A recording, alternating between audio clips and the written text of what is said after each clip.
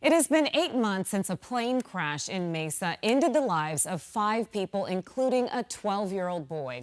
Now the city is facing potential lawsuits from each of those families. 12 News journalist Chase Golightly spoke with one of the attorneys. He's live at Falcon Field tonight. And Chase, the attorneys maintain this all could have been prevented, right? Mark Creeby, that is right. And you may remember only one person on that plane survived this deadly crash. Now, that aircraft was trying to take off from the runway here at Falcon Field, but instead it plowed through this fence and then crashed into a car heading north on Greenfield.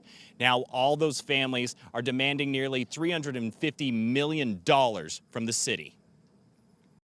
A really vibrant personality, a very caring individual. 67-year-old Raymond Longhi was on his way to Sky Harbor Airport to pick up his wife when a plane trying to take off from Falcon Field crashed right into his car and killed him. And he worked in various aviation industries, so his manner of death is particularly disturbing. The 4 people on board the Honda Jet airplane, including a 12-year-old boy and his father, also killed. Now the families of all 5 who died have filed notices of claim against the city of Mesa, totaling $343 million. For the Longhi family, their attorney, Taylor Camelot, says their notice of claim against the city is for $60 million. This could have been avoided in multiple ways. The document claims the city failed to implement basic and necessary safety measures, including protective barriers at the end of the runway to prevent planes from crashing through. It also claims that Greenfield Road, which is right next to the end of the runway and where Longhi was driving when the crash happened,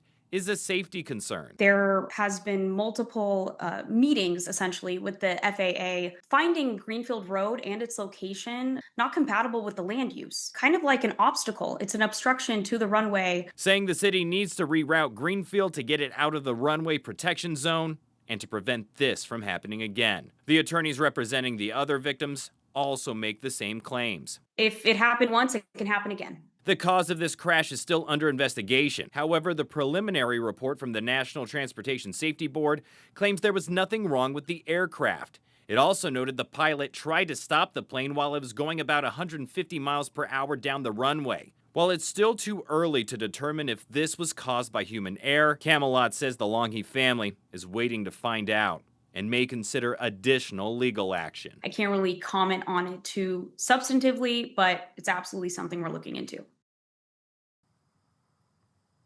Now, I did reach out to the city of Mesa for comment on this potential litigation. While they did provide me those notices of claims, they said they cannot comment because of that pending litigation. We're live in Mesa. Chase Golightly, 12 News. All right, Chase, thank you.